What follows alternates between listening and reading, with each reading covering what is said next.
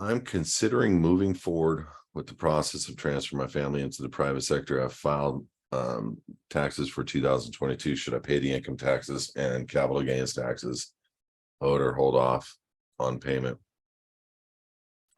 Well, I don't ever tell people not to pay the debt for their registered organization. Um, that's just wrong. But I will tell you, there's no way that they would collect the debt if you ended up owing debt to the IRS. Number one.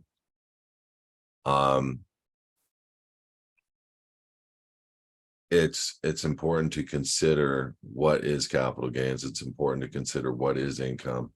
A lot of times, people are not in a proper understanding of what these terms and terminology is. Number one. Number two, as a private citizen, if you were not private for the year 2022, I don't know why you would have expectations of being able to not pay taxes for the registered organization when you were in fact holding the office of the registered organization, meaning the birth certificate, and you were ineffectively, essentially, not to put you down at all, but not paying those taxes to a public side, uh, for a public side person. So for me, uh, I do know that, you're not going to hear from the IRS for a period of years. Getting that return filed allows for them to set off the debt. And a lot of times that makes them happy enough. You're literally writing a check to the IRS.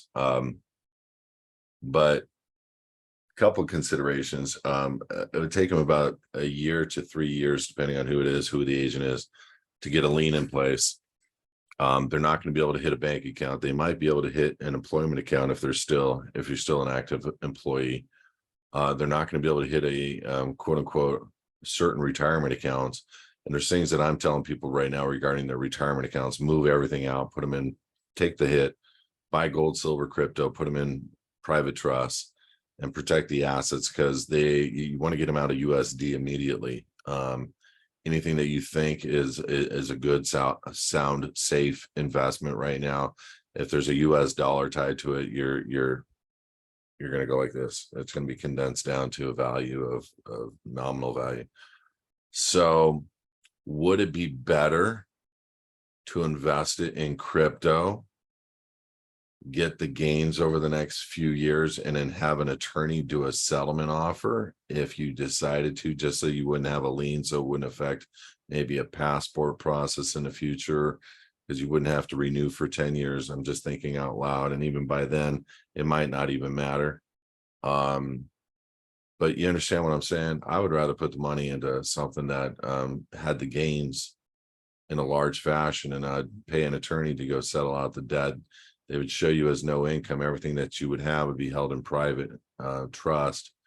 And then you can just pennies on the dollar 2, 3, 4 years down the road.